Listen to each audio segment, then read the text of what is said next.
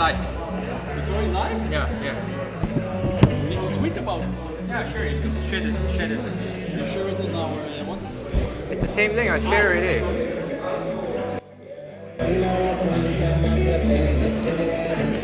It's very loud. We need to test also the audio. If you can go outside, yeah, then I'll talk over there. You need to turn up the music to see what it's like. Okay.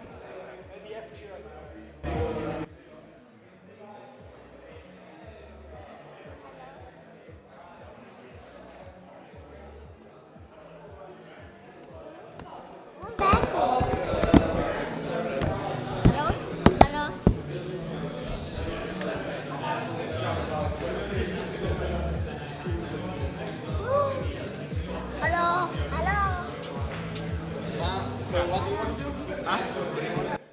Just want to test.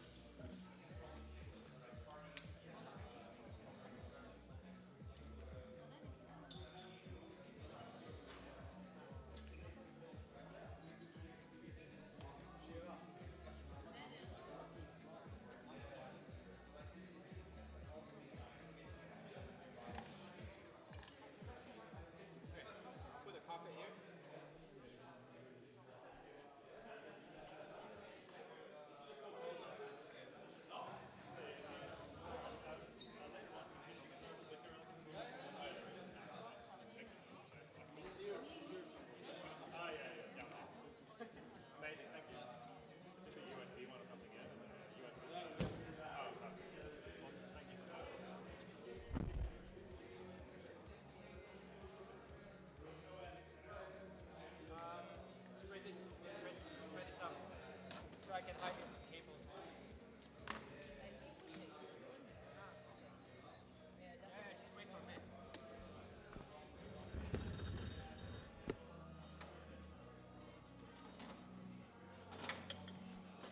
Okay.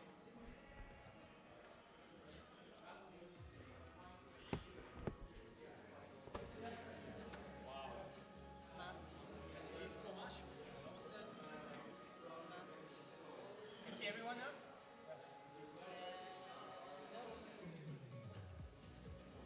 No, it's just delayed.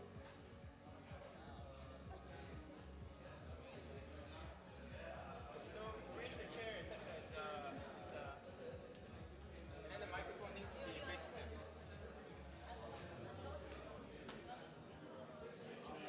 Maybe it's better to hold behind.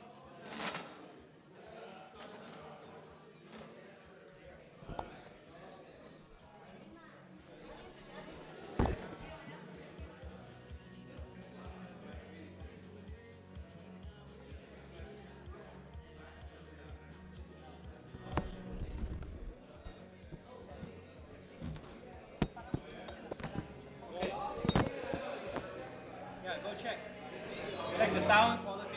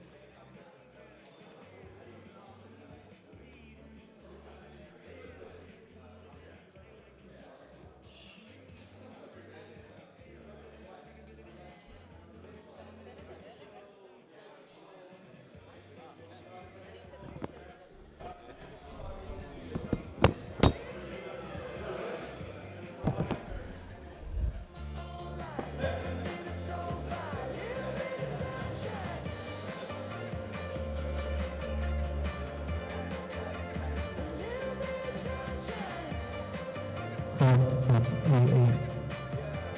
two, one, two. Another day, another selfish moment. I've been feeling helpless, sick of seeing all the selfish. Hey, Now I hey. know. Found myself a new vocation, calibrated motivation. Almost static, change the station, headed somewhere. I'm dancing more, just a little bit, breathing more, just a little bit, hey, a little less, just a little bit. Like life is woo.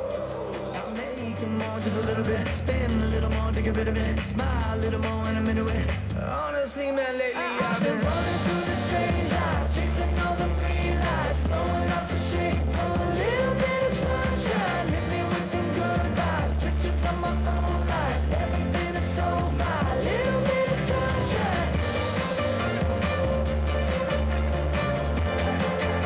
A little bit of sunshine.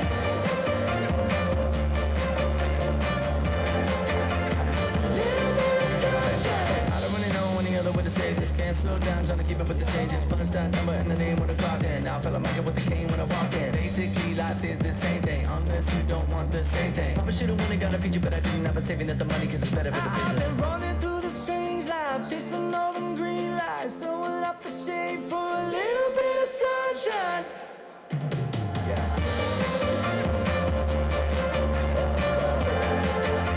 A little bit of sunshine.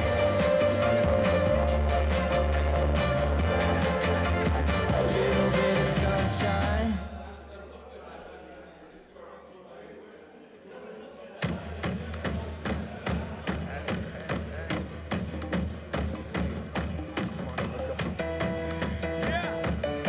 Let's go. All right, okay. All right, okay. Return to the Mac. Get up what it is, what it does, what it is, what it isn't. Looking for a better way to get up out of bed instead of getting on the internet and checking a new hit. Me get up. First shot, come strut walking. A little bit of humble, a little bit of cautious. Somewhere between like Rocky and Cosby's for the game. Nope, y'all can't copy yet. Moonwalking in this year is our party. My posse's been on Broadway, and we did it all way. Grown music. I shed my skin and put my bones into everything I record to it. And yeah, I'm on. Let that stage light go and shine on down. Got that Bob Barker suit game and Plinko in my style. Money, stay on my craft and stick around for those pounds. But I do that to pass the torch and put on for my town. Trust me, I'm my INDEPENDENT shit hustling. Chasing dreams since I was 14 with the 4-track bustin'.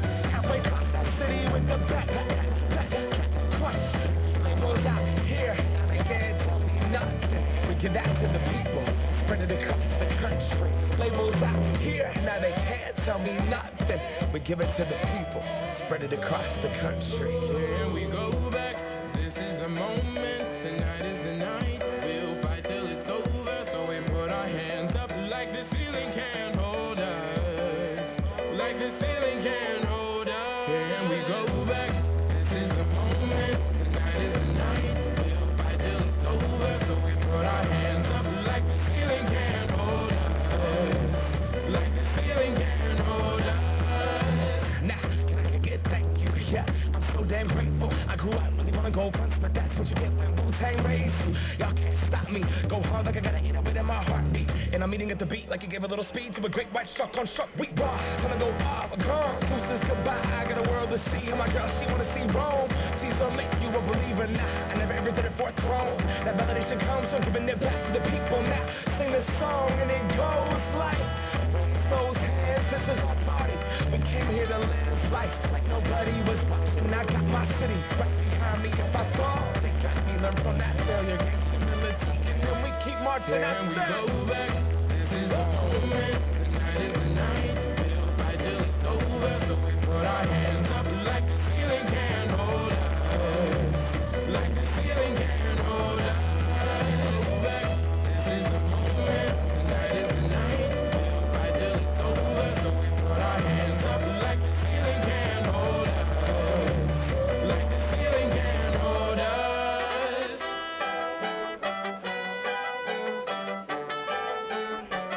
So we put our hands up.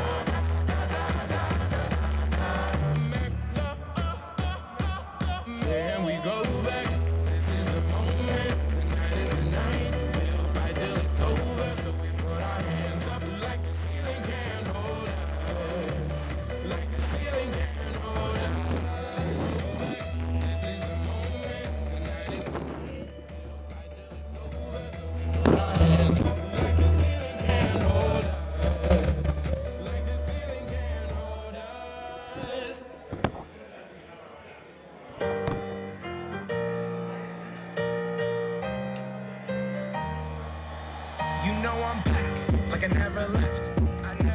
Another sprint, another step, another day, another breath.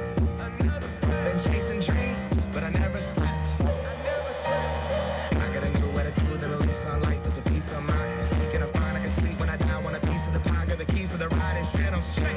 I'm on my way. Get on my way. I'm running late. What can I say? I heard you died twice. Once when they bury you in the grave, and the second time is the last time that somebody mentions your name. So when I leave here on this earth, did I take more than I gave? Did I look out for the people, or did I do it all for fame? Legend is Exodus, searching for euphoria, judging through the murder, find the present, no ignoring us. Got 20,000 deep up in the street like we some warriors. My mama told me never bow your head.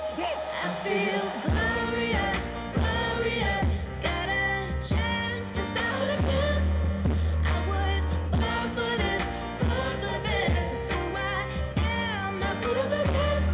I made it through the darkest part of the night, and now I see the sunrise.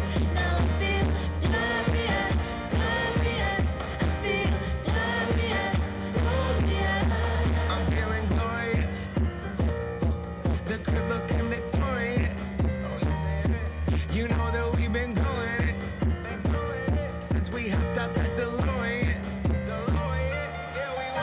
On guard, things are just things. They don't make you who you are. Can't pack up a U-Haul and take it with you when you're gone. We posted on the porch, my family's glasses to the stars. My grandma smiling down on me like, whoop, that boy got bars. Okay, yes I do.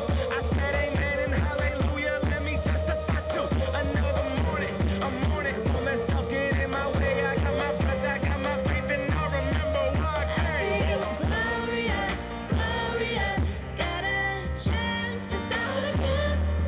I was born for this, born for this. It's who I am, not good of again. I made it through the darkest part of the night, and now I see the sunrise. Now I feel glorious, glorious. I feel glorious, glorious. We gon' be alright, that all my life. When I open my eyes, hope I see you shine. We're planting our flag, they don't understand. The world is up for grabs. We gon' be alright, that all my life. When I open my eyes, hope I see you shine. We're planting our flag, they don't understand. The world is up for grabs. I feel glorious, glorious. Got a chance to start again. I was born for this, born for this. It's who I am, not good of again. I made it through the darkest part of the night, and now I see the sunrise. Now I feel glorious, glorious. I feel glorious, glorious.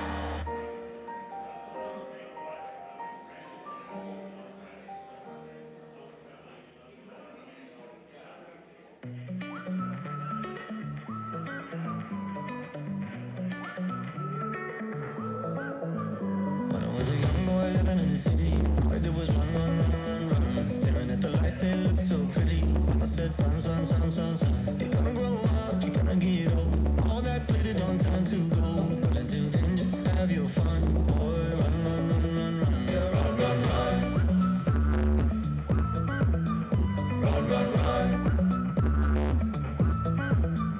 When I was a young kid living in the city, all I did was pay. Every single dime that good Lord give me, I can make it last 3, 4, 5 days. Living it up, but living down low, chasing that luck before I get home. Looking back, oh, we had some fun. Boy, run.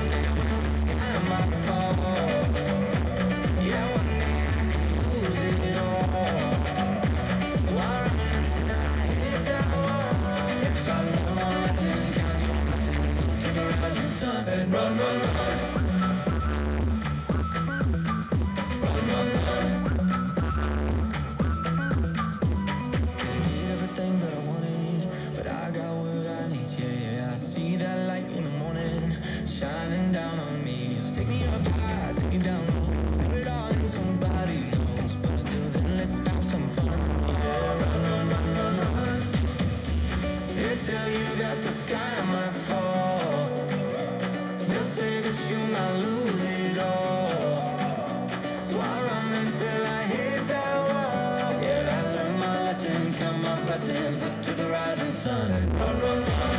Yeah, one day when the sky might fall. Yeah, one day I could lose it all. Till I hit that wall. If I learn one lesson, count your blessings to the rising sun and run, run, run. Run, run, run. Yeah, run, run, run. Yeah, I learned my lesson, count my blessings to the rising sun. Yeah, I learned my lesson, count my blessings to the rising sun. Yeah, if I learn one lesson, count your blessings to the rising sun. Yeah, run, run, run.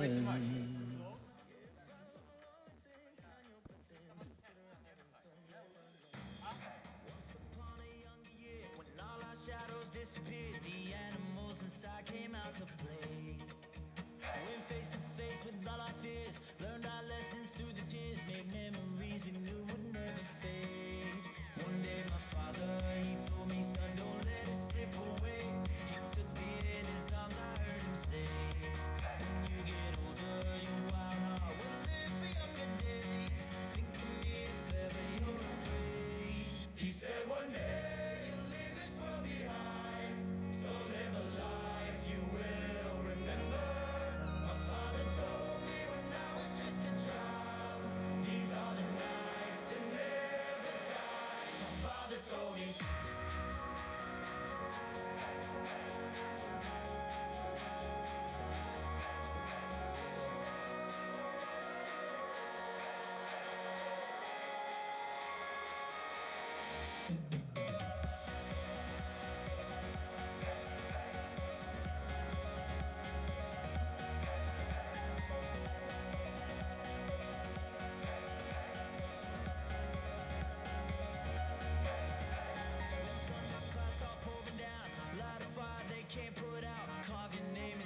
Shining stars. He said go venture far beyond the shores. Don't forsake this life of yours. I'll guide you home no matter where you are. One day my father, he told me, son, don't let it slip away. When I was just a kid, I heard him say, when you get older, your wild heart will live for younger days. Think of me if ever you're afraid. He said one day you'll leave this world behind, so live a life you will remember. My father told me when I was just a child, these are the nights that never die. My father told me.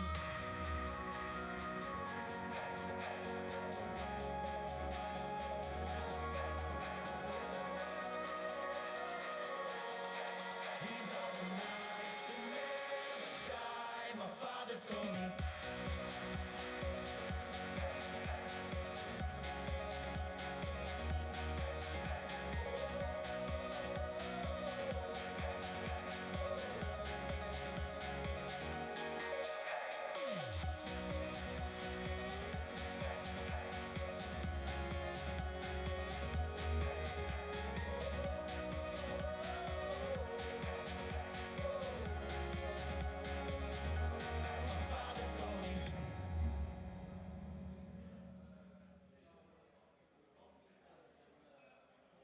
Running through the strange life, chasing all them green lights, throwing up the shade for a little bit of sunshine. Hit me with them good vibes, pictures on my phone lights. Everything is so fine, little bit of sunshine. Yeah, crazy lately, I'm confirming, trying to rob myself of something. You just trying to get a word, and life is not fair. I've been working on my tunnel vision, trying to get a new prescription, taking swings and even missing, but I don't care. I'm dancing more, just a little bit, breathing more, just a little bit, care a little less, just a little bit, like life is woo.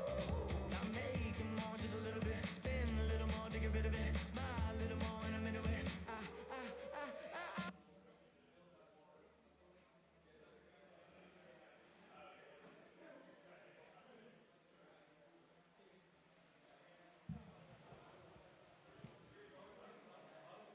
Hey, hey.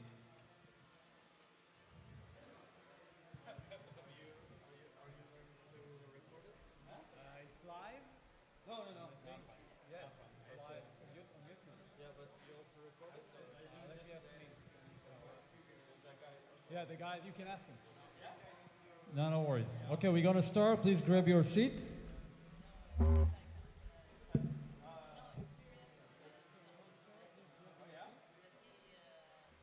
Hey.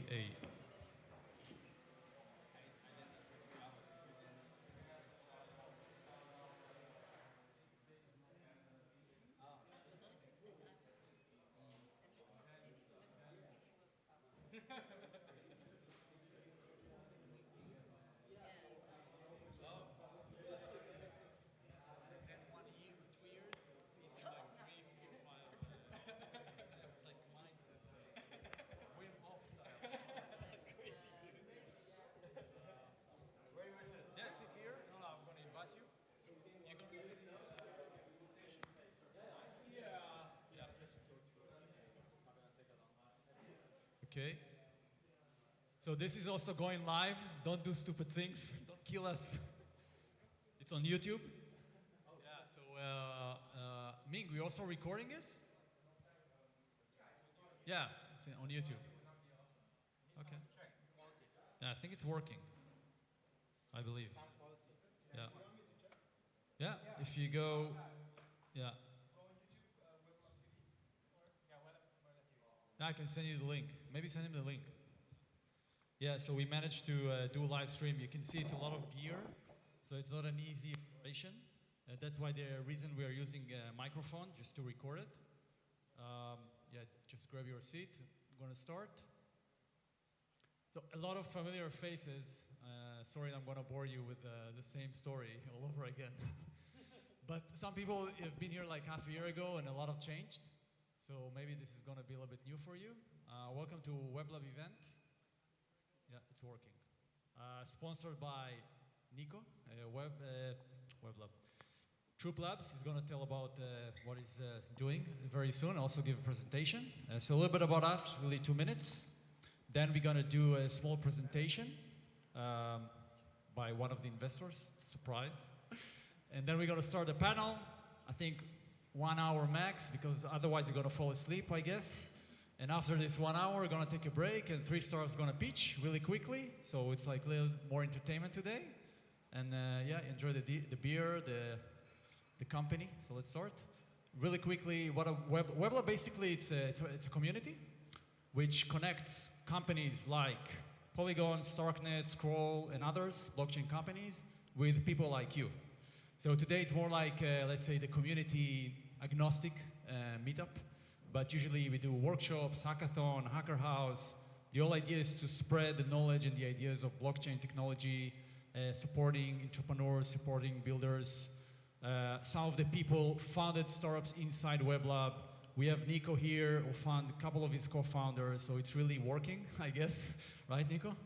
By the way, Nico is the first member. We built WebLab at the beginning exactly, I think, 14 months ago. So it's glad to see his story today.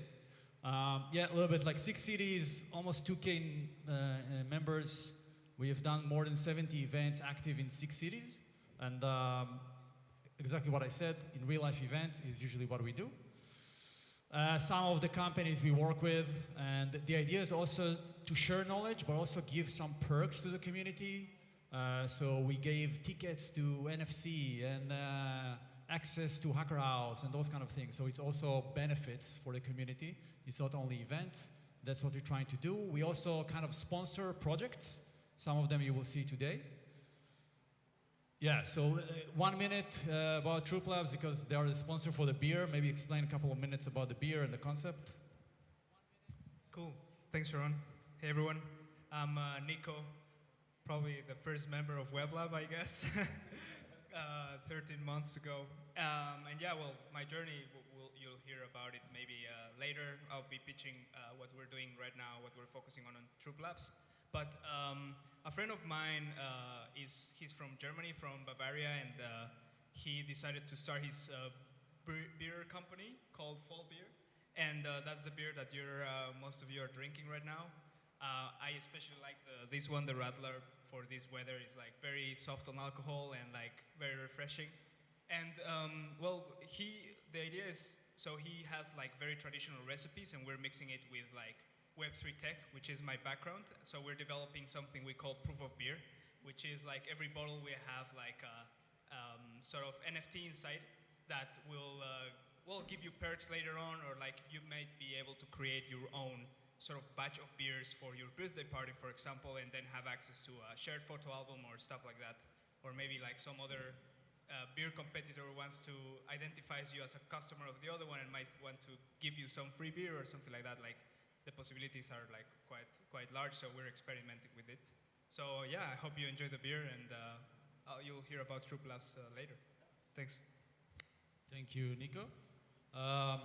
Yeah, another project that we are kind of working with. You probably heard about the Bored Ape Yacht Club. So this is one of their 300 ecosystem projects. This is one of them, based in Spain. It's really cool idea, like they have this kind of, the same idea like QR code with perks and future community. And the IP belongs to the Bored Ape Yacht Club, of course, like 3 members. And we're also experimenting with them how we can use crypto goods products and distribute it through communities and not through, something traditional. So that's like, I think, yeah, another project that we are supporting. You're gonna get, let's call it access today. We have like 6 beers for today. The speaker's gonna we're gonna give them 1 as a present for participation, and the rest we're gonna do some kind of a raffle. So if you wanna hear more about the mutants, this is their Twitter. Really interesting project. One of the first few I think in Europe from this ecosystem. And it's really cool to see how they expand their brand using different kind of products. Yeah, we're gonna hear more about those guys in a minute. And one thing, we are ecosystem partners of Polygon. You've probably been in our Polygon event. And which means there is a big event, let's call it big, because there's not a lot of money in the market right now, relatively to last year, but it's quite big. We hope to have at least 100, 150 people. People from Polygon are gonna come. We're gonna have 3 startups. They're gonna present or have like a kind of a panel discussion, partners from all over the world. So please register. 6th of July, bring friends. This is the European tour, the biggest event of Polygon this year. It's happening in 6 cities in Europe. We are presenting Amsterdam and Lisbon. And if you wanna grab your ticket, scan this QR code. You will land in our link tree. You can join the community. You can be part of the team. You can collaborate with us. You can bring your project. You can pitch. Sorry? Yeah, it's also on the roll-up outside, so you don't need to take a picture right now. And this is a great way to enter our community, Telegram, Meetup, talk to us. By the way, this is Ming, my co-founder, Shira, my wife. You have Nico and Junette, core team. I think I didn't miss anyone from core team, no? So we are 25 people. That's it. Now, this is the fun part. That was the boring. I think we're gonna, it's your turn, right? I'm gonna put your presentation. Can you put my thing on the presentation? Hey guys, what's up? Thank you for showing up here. It's so hot outside. So thanks for coming here and not being on the terrace where you should be. So my name is Renier Bleeker. This is Steffens. We are co-founders of this little venture called Offbeat Ventures. The reason we call Offbeat is because we like to do things in our own rhythm and differently than the, how things are done normally. So we're from the Netherlands. There's one founder missing. It's Daniel on the right side. We know each other for like 15 years, so we're good friends. We know each other from the music scene in Nijmegen, in the eastern part of the Netherlands. We were DJs and organizing festivals and events, and still do. Stef still does. But we pivoted a little bit from techno to crypto. So our core values, very important for us. Build fair systems is what we stand for.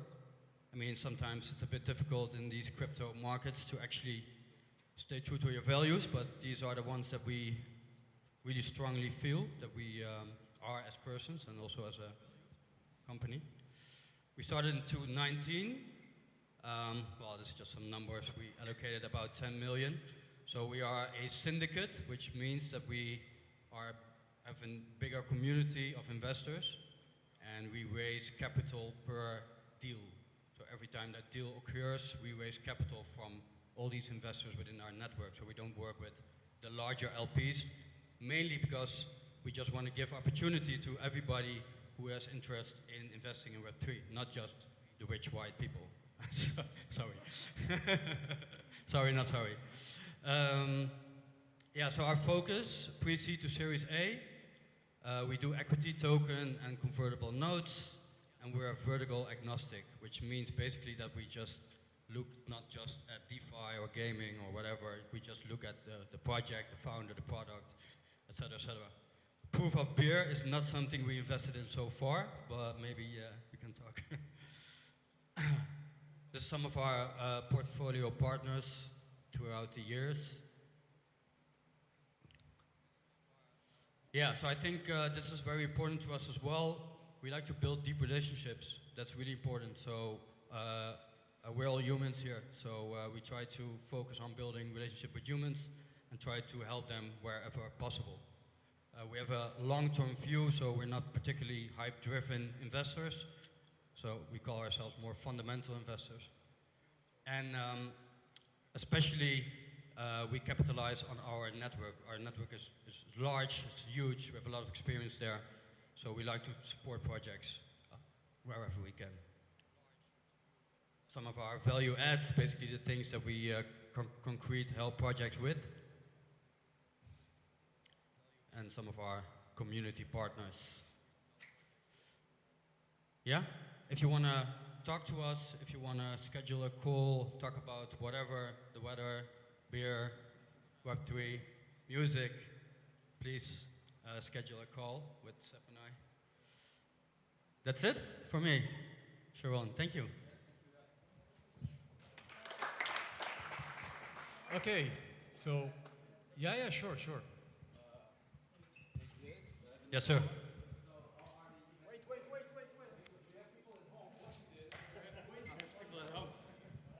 Great. So, how are the investments going? How are they going? Yeah. As in, like the return on investments or the products? How would you define your strategy, your success in investing in these ventures? I think we're going to touch on that later, about our thesis, and but it's a difficult one. It's a difficult one because you know, especially crypto markets, you can't really foresee what's going to happen. So we try to focus on investing in products that have a long-term, are sustainable and have actual business models, right, and actual utility. But when it's a bull run, everything goes out of the window, and you're just trying to focus on following the bigger VCs, that are leading rounds, for example. So sometimes you get lost, and you make bad decisions, which is what we're going to touch on as well. But I think our focus now is really do our research at DD really well. So we take weeks and weeks and weeks. We write reports. We do our research to find really the best products. And the delusional founders is also what we like, you know, a bit obsessed founders. So yeah. Okay, thank you. No worries. Okay, so let's start with the panel. Yeah, Nick, please, Stef, join us.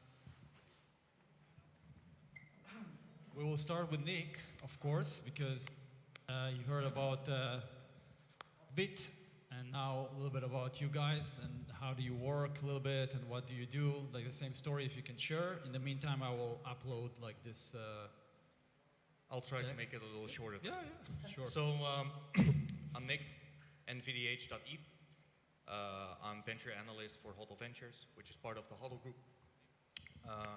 My day-to-day tasks are basically scouting early stage investments on the one hand, building up on the partnership network, exchanging deal flow, making sure we're sharing deal flow with the right partners, making sure we're the right partner for our partners, and make sure that we essentially add value to our network, as in the guys of Offbeat Ventures, for example. Cool. So I think the first question that we talked about before is, in this time in the market, that we talk about bear market and the investments. The last few months is really different than last year. You can see it everywhere, especially after FTX, right? And how do you stand out when you look at startups right now? What's the difference this year, and what startups needs to do to stand out if you compare it to last year? Let's start with Nick.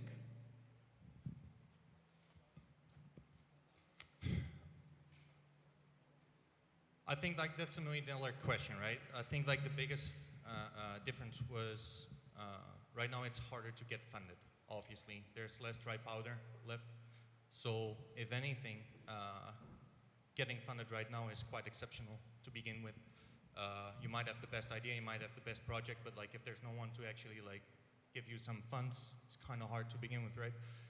There are numerous projects out there with like the best advisors, the best tokenomics, the best go-to-market strategy, etc., etc., and they still have some issues getting funded. So how do you solve that? Well, first off, I think it's super important to be an exceptional outlier, right? If there's a project you feel like doing, essentially, you want to make sure that you are the best team adding the best value. So essentially, you should ask yourself, in my opinion, like, why is it me doing this project in this certain fashion, and why am I the right individual, party, or group, or whatever you want to call it, for this job, essentially? Because there are founders out there who are actually like quite exceptional, quite good on all aspects to it, who still have like major issues getting funded. So like right now it's not really like the problem is the ideas or like what can you offer. It's more the market. The market is quite kind of dry with regards to like, well, money to invest with. So like in that sense, you want to make sure that you decrease your odds of like getting a no on any aspect, and that's go-to-market strategy, partnerships in general, tokenomics, what problem are you solving, and more than anything, well, why is it us solving this problem, and why are we better than the competition? Because like fact is, let's say if you're super exceptional, there's still 10 teams kind of doing the same thing, right? So you're competing with those 10 teams. Why should they choose you over like one of the other 9? So, well, if anything, you want to make sure like you're the best at everything. I think there's a name for it. It's called founder problem fit. It's like you have product market fit, or a solution, right? Maybe it's a new slide this year. Like, why are we the best team to solve this problem? Can I just add one thing? If anything, I believe you should have the technology and knowledge in-house, right? I think we're way past the times where everyone has money and you have a great idea, but you don't know how to do it. So you hire a bunch of people who are going to basically solve the problem for you. If you're a talented individual who has an idea, who can actually bring value, then, well, work on your idea and basically build your team around yourself in that sense. Offbeat? Yeah, I think for us, really what Renier already said, it's really the team who is developing the product, but is there a real reason why they are developing a product with a token? Is there really a utility for the token? Hello? Yeah, that's better. Is there a utility for the token? And yeah, a lot of Web3 companies, they saw what happened in different bull markets. They saw an opportunity to raise capital, but do they really have a reason to be in this space, to develop what they are developing? And do they have a real strategy? What are they doing with their money? Is there a technical plan behind it? Or are they just doing whatever they think what is a good idea? But I think 99% of all the Web3 products are gonna die. It is what it is. And there is no real reason why they should be still here. So that's really hard as an investor to find the right, the real projects that have a future, let's say, something like that. So what founders needs to bring this year that is different? What do you like? If I'm a founder right here, and I want to step out from this conversation. Like, what you will say? We talk about like matching the problem or the solution with your skills or profile. But what's like the top 3 that you can mention? You know, this is what we are looking this year. That maybe last year nobody was talking about this, and now it's more important. So first, accept the fact that it's just very difficult to raise capital right now. I think that's the first thing. Probably it's going to be for most projects.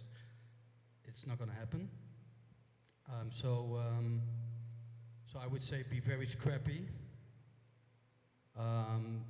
Lower your burn rate, your cash burn rate, and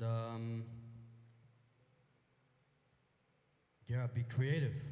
I mean, be creative. Also, maybe don't just do the traditional way of fundraising. Just go to bigger VC, knock on their doors, and then the door stays closed, and then you see that as a rejection. Maybe be creative, be more creative, and find different ways to raise cash. Can you give an example, maybe 2 of you, like things that you, startups that you funded this year, and you see creativity or something exceptional? We talk about outlier. Maybe one example, like a story that happened the last few months. That's okay. This is how. I'm not saying like what you should do, but in principle, like an example that you saw in the market. I mean, like we co-invested in G4All, right? Games for a Living, for example, which is gaming infrastructure by a truly amazing team. The XVP of Candy Crush basically transitioned to Web3, talking about exceptional outliers. That's how you're going to be an exceptional outlier, right? If you want to get into the gaming industry, you better have some experience in that sense. They attracted a former C-level executive of EA Games. They have their marketing, go-to-market strategy was amazing. They actually used a launch pad, and like, guess what? It didn't instantly rug, so that's pretty good.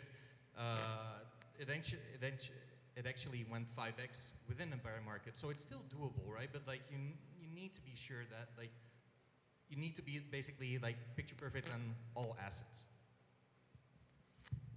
But not everybody is the founder of Candy Crush. Sure, but like most people are not. Yeah, no. True, but like from our point of view, that's if you only have like 100% of your capital spent, right? And if you're looking to spend an X amount of that 100%, why not invest it in the very best ones? An example from Offbeat this year. Yeah, we invested in this German startup called 21 Finance. They're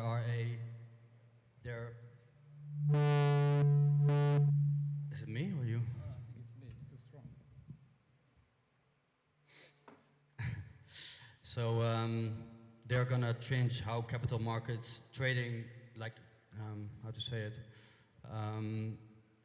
They're gonna be an exchange where you can trade tokenized securities, but then built on a regulatory framework, which was which went into effect last March. It was built by the European Commission. So they are actually, instead of swimming against the current, you know, they're actually together building with regulators a product. Which is totally different than most protocols or most applications do. So this is kind of this was a very different approach for us, you know, because normally it's, you know, we like it, we like the rebels, we like the outliers, right? But it's kind of a different task if you first build a protocol or whatever, and then you have to see, okay, which regulations are going to have impact or are going to block us or whatever. So I think for us this was a very refreshing approach. Built with regulators and built with regulations in mind, instead of fighting against it. Because we are going to face, or regulations are coming, right? We need it as well, otherwise institutional money is not coming. So yeah, so I think that's an example. But again, this was a very serious team already. They've been building products for a long time. So it's not the first. It's not like a first founder, you call them, right? The first founder? with his first idea, it's pretty difficult as a first founder right now to get. So maybe, yeah, now it's too. So maybe this is an interesting question. Like, if I'm a first-time founder, how do I cut through the noise? You know, because maybe I don't have enough experience to say, you know, I've done it. I'm X something or whatever. Like, you see a deck, you see a team in a bear market. You know, how do I become an outlier this time? Well, if I look back to 21 Finance, for example, well, everything in Web3 is happening online, but we met the owner in real life, and he told us the story. Well, he grabbed us. We went to a corner somewhere in an office, and we were talking for 2-3 hours, and he really explained what he was going to do, how he was going to change everything. So that is really helping. If you can look somebody in the eyes, you know it is a real guy standing in front of you, but sometimes you invest in a scam and there is nobody there. So you can really hear his story, feel his energy, you know what he's gonna do is the real truth. And yeah, I think if you are a founder of a startup, go to events like this, bigger events, but try to speak with real people, well, the investors. Okay, this is a good one. And maybe if you look at 2022 and now, for you, what is again, we're talking about outliers, what is the biggest lesson that you can say, and maybe something that you were thinking, oh, this is right, and this is really wrong about the market? But what is for you, I think from the founder point of view, not the investor, you know, when the market changed right now, bear market, this is my biggest lesson. Of course, it's not the first time happening in crypto, but maybe this year was a little bit different. What is your biggest learning or take from the last, I don't know, like 6 months?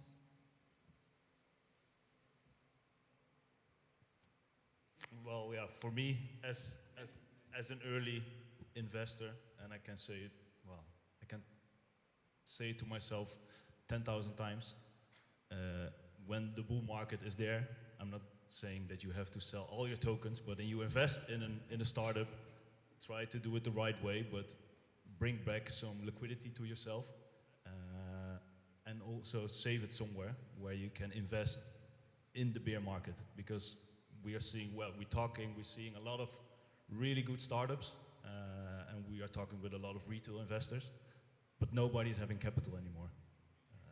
And that's really shit, because this is maybe the right moment to invest in startups and not when the bull market is happening. Nick? Yeah, could you maybe repeat the question? Is that from the investing point of view or founders? I think both, but because, you know, not everybody is an investor, I guess there are some founders here. What for you, when you look, I guess, for dozens of startups in the last half a year, and look at last year, you can bring your point as an investor, or maybe as somebody who's looking at founders, what is your biggest learning? Sure. I mean, to us from Huddle, to be like quite transparent, we definitely learn to like trust your own due diligence a lot more than, well, having friends or partnerships within the space, right? Because like there's been so many projects we got forwarded, and looking back, like, well, like, this friend of the party says this project is good for XYZ reason, but like our most successful investments have definitely been the ones who we research ourselves, and which were just like in hindsight were objectively good in that sense. So like to us, like that was our biggest learning. From the founder's point of view, I kind of believe like, I mean, like I don't want to kind of repeat myself, obviously, yada, yada, yada. You should be an exceptional outlier, go-to-market strategy, problem solution. But more than anything, markets reflect sentiment, right? So sure, the Bitcoin price essentially reflects the sentiment within the market. So it's all cyclical. Right now, objectively, this is the best time to invest, like, period. Otherwise, you're just gonna be ending buying like the new all-time high whenever it's gonna come. So like if anything, if you believe that your ideas are worth investing in, well, then you should just probably try so harder until you can't. Because like right now, even like the best projects out there are having some issues getting funded. So just keep on trying. Oh, sorry. For us also, it was to have a better understanding about how to balance your equity and token investments, because I think equity investments are a bit more on the safe side. So, and tokens are, as we know, very volatile. So yeah, so balance that a little bit better. Your risk. Yeah.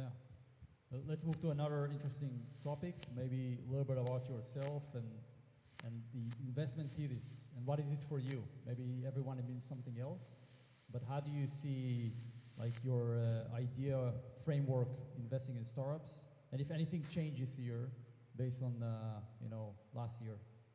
So Nick, you want to start? I mean, in hindsight, like, I'm a trader. I like to trade, like, whether it's oil, water. I truly don't care about the asset. I just care about making money, to be quite frank with you guys. But to be quite fair, like, I learned that the hard way. That's probably not the right way to do it. Well, like, for some reason, like, my investments, which had like a way better potential, they tended to fail. Yet, like, if I would have invested in more substantial projects out there, well, the loss would have been a little less, right? Like, we're all kind of wrecked, but like, it is what it is. But like, what I learned, if something is looking technically the exact same, why wouldn't you invest in something fundamentally great, right? Why wouldn't you invest or like allocate your funds to something where the token is going to be needed within the next amount of time?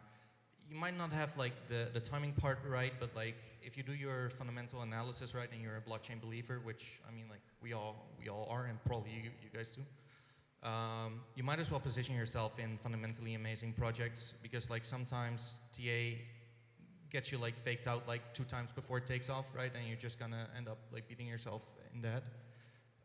So to me, like, that was the biggest lesson. Like, you got 100% of funds to allocate anyways. Why not allocate it to fundamentally amazing projects? Because the fact is, you can only spend your money once. And what is your like thesis about when you choose the startups? How do you make those kind of selection for you guys? All right. Team, problem solution statement, go-to-market strategy, token utilities, partnerships. Those are like, I might forget like 1 or 2, but like those are like the main ones, and obviously like in-house knowledge, yada yada yada, that comes along with the team. But essentially, it's a mix of like, you want everything essentially to be perfect, and I don't believe you should be stopping anytime soon before it gets perfect. So if there is like a reason, well, let's say like you got rejected like an X amount of times for like the same argument, then instead of being stubborn, you might as well just listen to the advice, or listen like, hey, like, maybe the token utilities aren't that good, or maybe this is not the time to actually go live with a, well, dead project as for now, with a 100 million market cap, right? Offbeat? Yeah, I think I joined Nick with his story. The only thing that I was missing is really looking into the, well, you said token utility, but also the tokenomics. Of course, as an early investor, you also want to have a return of investment eventually. And what we see now at the current market is that a lot of projects are going live, new projects, and because they are scared that investors are going to dump. Why? Because maybe there's no reason to have a token, maybe the bear markets, etc. But they have a life of, let's say, 2 years. But if we look a little bit further on, let's say the new bull market is going to start in 2024, but then there is still a cliff. They're going to go live in January, and somewhere in 2025, you will get your tokens. But everybody knows, if everybody saw what happens with the cycle, so probably, yeah, you will lose some money. And yeah, that's something really to look into and really discuss with the project, well, with a startup. Hey, is there a reason why you having this long fasting, or should you look into other ways to, yeah, why people should use your token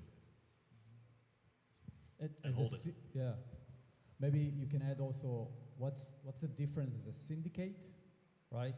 When you have an investment thesis, if you compare it to, I don't know, call it traditional, but another company, add it to this, like, what your take, your angle, when you look at it as a group of people, basically, right? It's super difficult, man, to work in a syndicate, to be honest, because our investors are very sentimental. They cry a lot and they nag a lot, so it's super difficult. So to be honest, yeah. But so for us, it's a challenge. Whenever the market is down, we really have to do our utmost best to find the best deals and present them in the best way, and do a lot of research, DD, and make sure we have, you know, we checked all areas which the guys just spoke about, and then and also be honest to ourselves. Will we invest in this? You know, are we gonna invest ourselves? But as a syndicate, it's difficult. But I like it because I like the way of decentralized fundraising. I like the way it's organized. I like the way how flexible we are. I like the way that we can very easily onboard new investors and give them an opportunity to invest with us. So it's a nice structure, but it's a pain in the ass to manage. I mean, a traditional fund like you just raise, I mean, it's also quite a hassle, but then you have the money, right? And then you can allocate it as you please. For us, it's different, but yeah, we like a challenge. So, As a founder, it's like you see an advantage working with a syndicate. If I work like with a syndicate, or I want to work with I don't know, raise funds from a traditional way, there is a difference. I think there's two sides. I think a traditional VC can mostly do bigger ticket sizes, and they have more firepower, basically, also in terms of maybe network and knowledge and whatever. But we have, I think we're more in the trenches, you know, so we're more deep down, so we have, our network is huge. We know what's happening always, so I think we have a different value to bring to the table. Yeah, but so yeah, it's different. Can I add something to that? Yeah, Sure. I believe they have a community, which is amazing, right? So if you're looking as a founder and you want like your token to be utilized, that's like a great value proposition you guys have, because like essentially you're spreading the word through offbeat finance, offbeat ventures. Ventures. Yeah, sorry, man.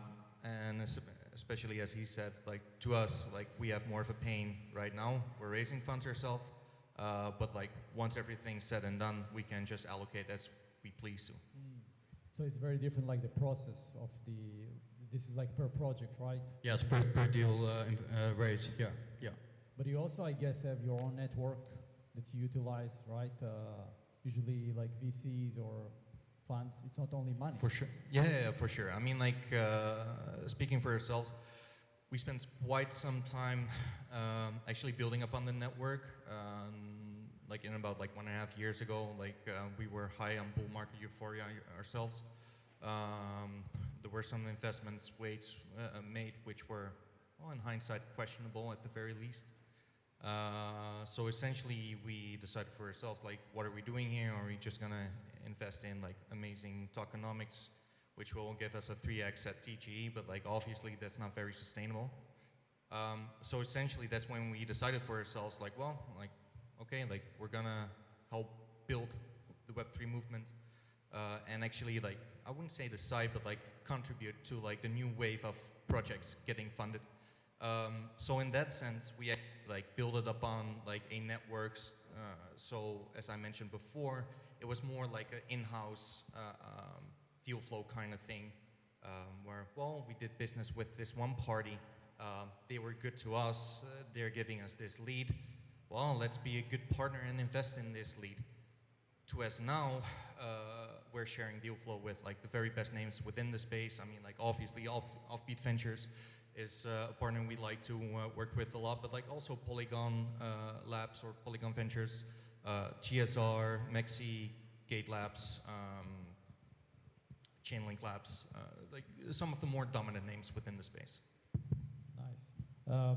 And I think what founders, if we talk about first-time founders, there are a few misconceptions. Basically, your investment party is your partner. It's like another co-founder in a way, right?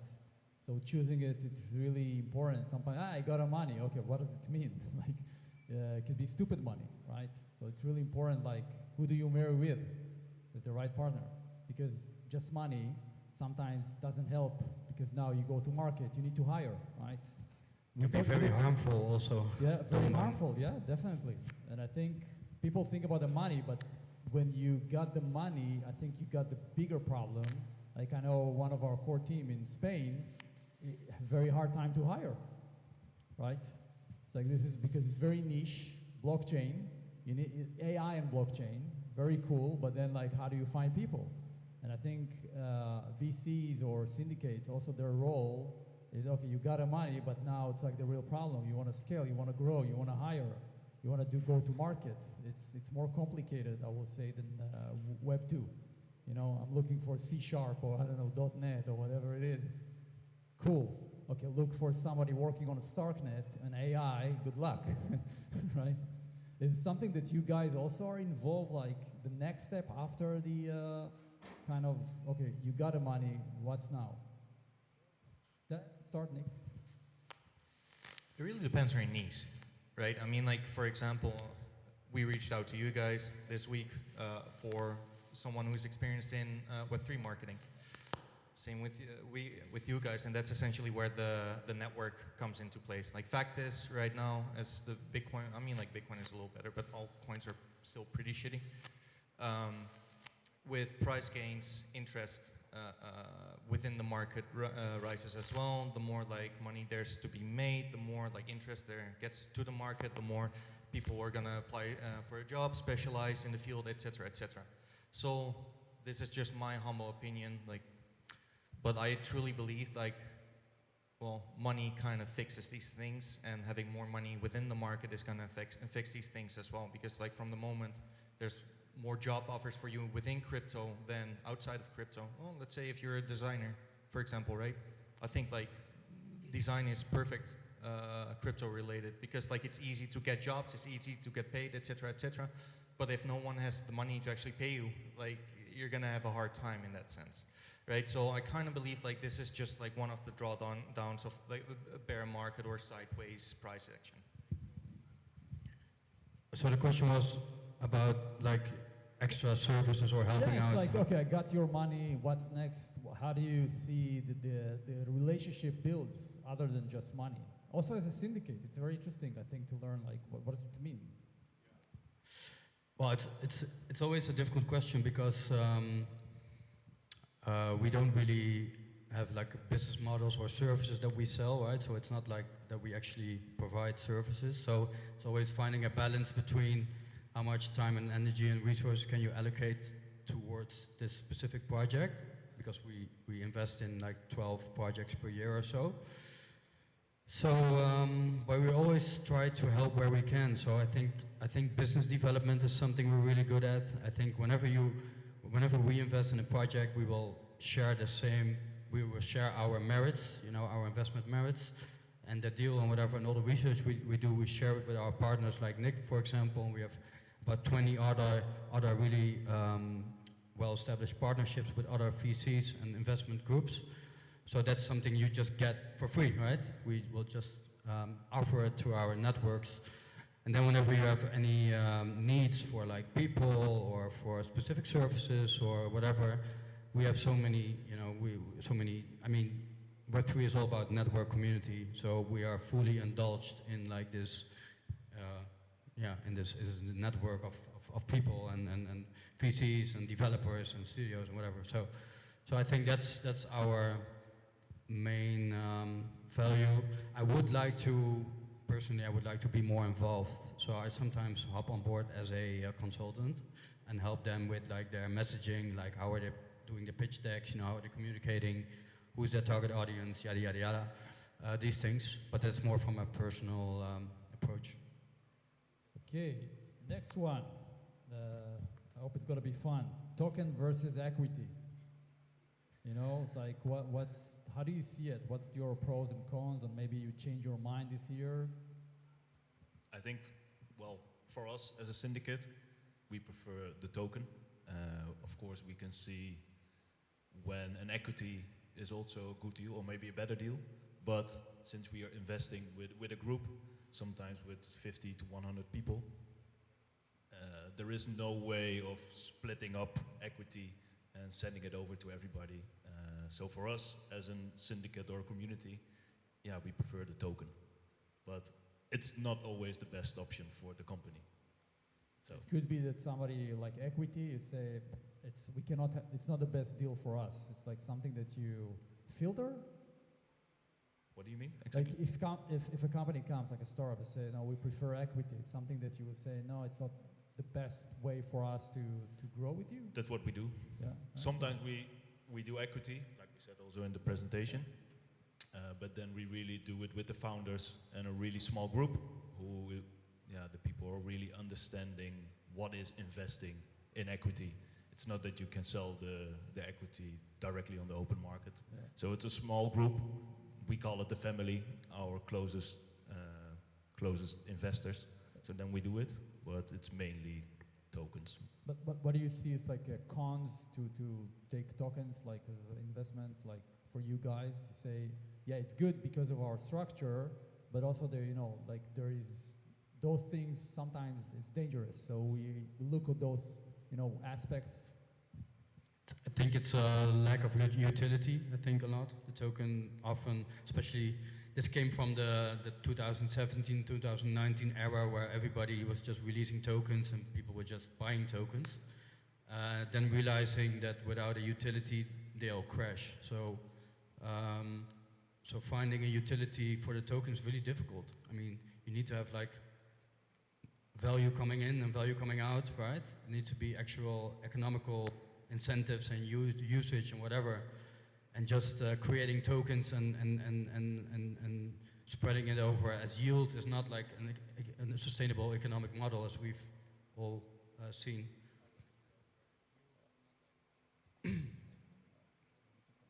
So I think it's a very vulnerable vehicle as a way to represent the value of your business. I think it's very vulnerable.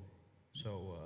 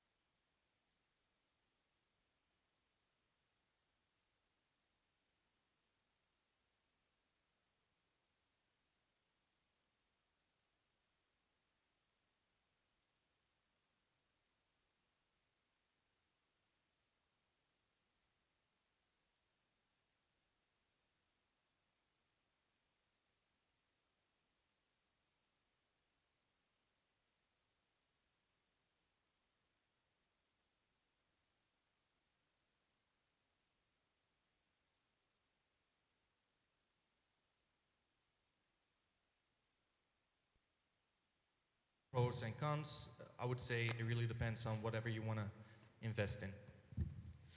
that's why the 21 Finance platform is super interesting, is because they are going to offer tokenized securities and tokenized equity. So as a business, you can then actually tokenize your equity, and then they're going to be far more liquid than regular traditional equity structures. So that's super nice. I'm not pitching the project right now, but I don't mind it. Oh, maybe I did.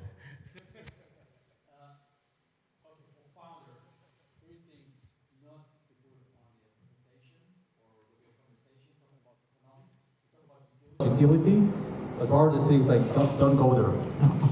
When you see pitch decks or people pitching, don't do it. It's too early, or it's wrong, or we talk about utility, but sorry, can I go first? Like I really cringe whenever like people talk about their successful exits, because like I truly don't understand why it's important. Because like if anything, like we don't want you to exit anytime soon, right? But like that's just me. I really hate the market valuations when they talk about billions and billions of market valuations. You know, when they look at the U.S. markets, and then they say, "Oh, we can gonna capture 1% of that market valuation." Like, what are you talking about? It's no, they really misuse these valuations and these numbers, and also. Yeah, talking about valuations, I think they are now pretty nice, but sometimes they overvaluate, what's the word? Overvaluate them themselves too much. So yeah, and don't make your pitch deck too perfect. Just make it scrappy. I like it scrappy. let's give some time for the audience to ask questions. Who wanna go? No questions. Yeah, I have a question. Cheers. Yeah, actually I have a thought, and that's are you paying taxes? And how? But I shall not ask that. I plead the fifth.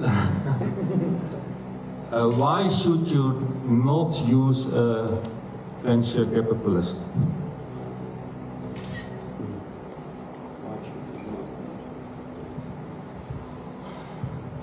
Well, I mean, like if you don't need the funding, you need to have like a VC, right? You cannot get funded by a bank for these kind of projects. So if you don't need the funding, there's no need to interact with the VC. That's a short answer. Okay, yeah, I was thinking about self-finance of a good idea. So yeah, I was just thinking, everybody wants a VC, wants capital, but I can maybe you can have some reasons to do not. Or other ways. I was interested if you see the other ways. Well, I think if you really believe in your product, and you should if you start a startup. But if there is a real use case and you can really attract retail investors. So what you see now is that VCs invest in the pre-seed, seed, private round, and then they go to a launch pad. But you can also skip the whole private part, and you can directly go to a certain launch pad or make your own launch pad and just be happy with retail investors investing 500, 1,000, for example, and directly get users of your platform. But you really need a strong use case, a really strong product to attract, well, if you need 1 million, for example, you really need a lot of users who want to invest in it. But it is a way of doing it, of course. And you don't need, you don't have to be scared that one of your VCs is going to dump 1 million on the open market because they are done with your product or whatever. Yeah, I think we've seen that a lot. That like bigger VCs jump on board and then they get better conditions, better deal, better investing. There's this tokenomics, but then there's extra tokenomics, extra vesting schedule for the bigger leading VCs, and they just dump on the projects. They don't really care about the sustainability or the health of the project. Also, they can have a bad reputation about interfering with your strategy or interfering with your vision or mission. So if you really strongly envision something, you might want to protect that by not onboarding or not really. I think that's what founders do a lot when they're a bit like, how do you say it, too needy or too, and they sell off their product too cheap at an early stage. That's what happens a lot as well. Yeah, so I think there's a couple of reasons why not to work with. I think that's why we're not like a VC venture capital kind of. We work with in a decentralized way with like a lot of investors, right? So you get a lot of investors on board, but sometimes can also be a disadvantage. But yeah, that's my take on it. Yeah, thank you. Can I give like a founder's perspective? So like just to give the founder's perspective, I think that like there's a lot of reasons why, like most of the reasons should be not to onboard like a VC, I feel, you know, like I feel that most businesses are also not suited for a VC, like they should be more, yeah, like VC you should only use if you really need like a lot of scaling capital and like things that you cannot do by yourself. But at the same time, I feel that Web3 offers a lot of opportunities to bootstrap your own company. Like we've been bootstrapping for 1 year, only attending hackathons and applying for grants, and I could see that a business that's not like super ultra scalable can live with that, like developing some public goods and then creating a business model, like a consulting business model or something like that around it. I think it's super viable, and I think that not a lot of people consider, because I feel, sorry guys, but like I feel that like the VC should be something that you kind of try to avoid the most, because like as a founder you get a lot of pressure from VCs and like you get really like hammered when things go south or you want to pivot or anything. True. Any more questions? Yeah, go ahead. Hey guys.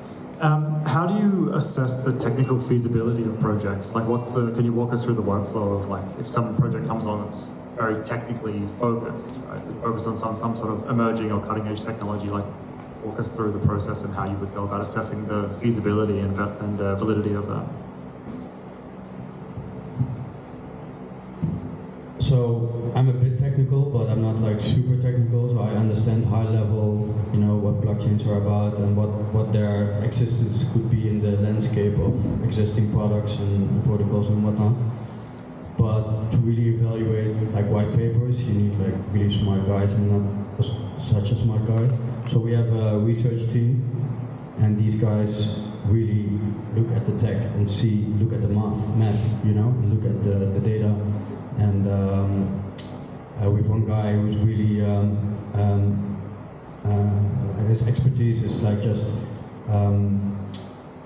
modeling tokenomics.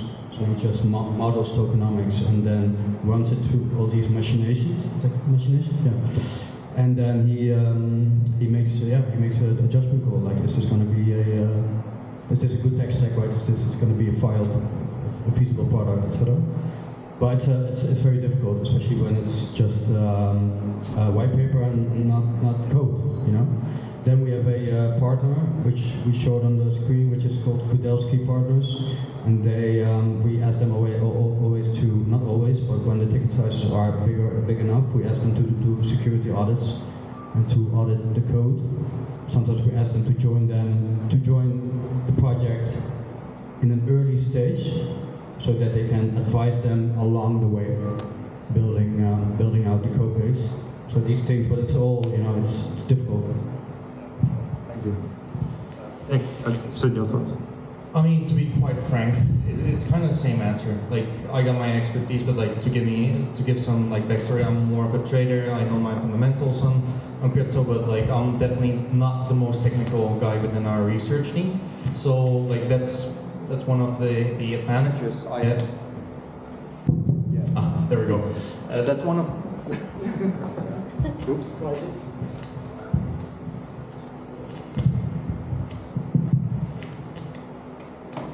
That's one of the advantages I would have working with a bigger team within the Huddle group. There's always someone who has more of a niche or who is more technical on a certain aspect, right? So, personally speaking, I'd say I'm a little better in like getting the connections right, making sure like we have the right person on the right job, making sure like the go-to-market strategy makes sense, etc., etc. But if we're looking more so to code, we have quant analysts, we have like people who write code themselves, etc., etc., who can check these kind of things. And hypothetically, like I truly believe like if you want to sell something, it should be like, well, easy enough for someone to understand. Not always, but like most of the time. But like that's where like the partnership network comes in handy, right? So if something is worth your time, you might as well just send it to a befriended VC or befriended partner or whatever, and just like pick their brain. Thanks. Yeah, appreciate it. Yeah, last question. Hi guys. I have a quick question for you. We quickly discuss the valuation, and as you said, you know, rightly, the valuation within the Web3 ecosystem is very, you know. So I want to know in-house, what are the methodology that you use or the criteria that you use in order to assess the valuation of a project? Typically in traditional finance, they use, for instance, the DCF or the multiples, you know, there are like few methodologies. So I wanted to know, like, for Web3 projects, what do you know, how do you assess the valuation? Sure.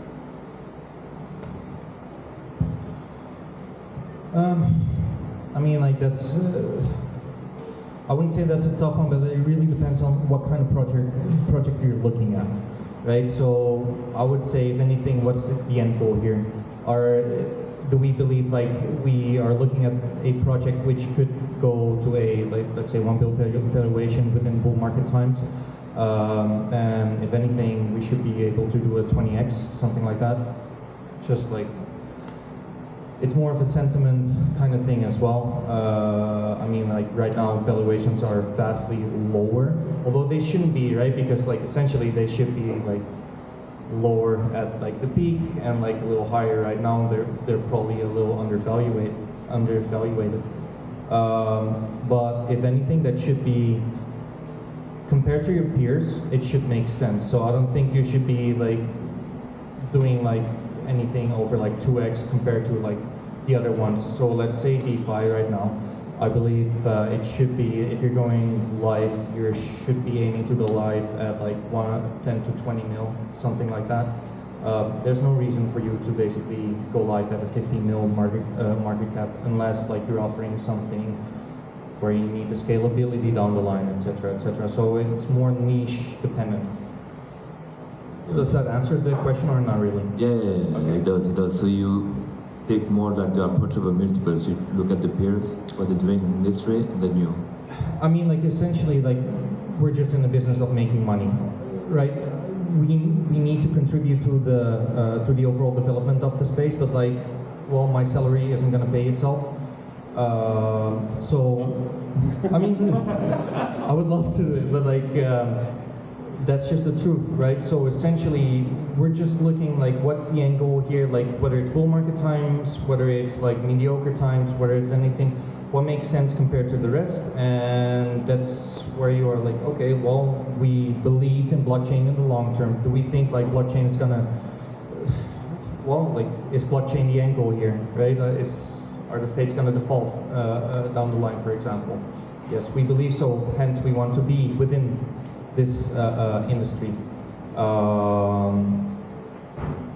Having said that, if you think like, hey, blockchain is still going to be alive within 4, 5, 6, or 10 years from now, what's reasonable by that time? I think like, well, time will tell, but like, I think like 20x from here, like that should be the aim.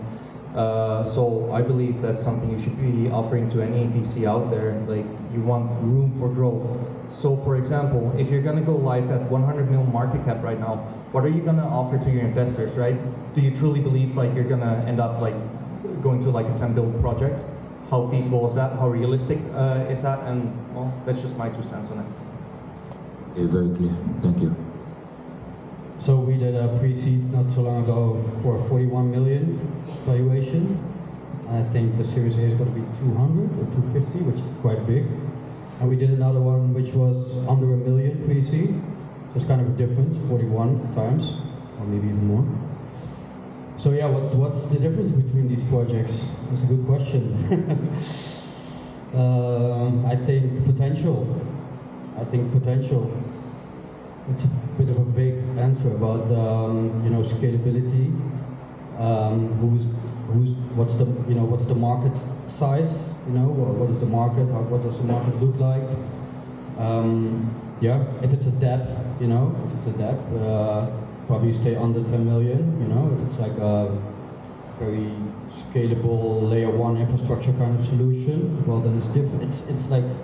It's not as in traditional finance, and I don't know the traditional finance methods, by the way. Maybe I should learn that, but for us it's just per project analyze the potential, attraction, all these things. Okay, thank you. Thank you very much, guys. Really insightful. We're going to take a break of kind of like 15-20 minutes, and then we're going to start the kind of start pitch, just to hear some stories, support some projects. Who's going to be here? You're going to see. Okay. Thank you very much. Thank you.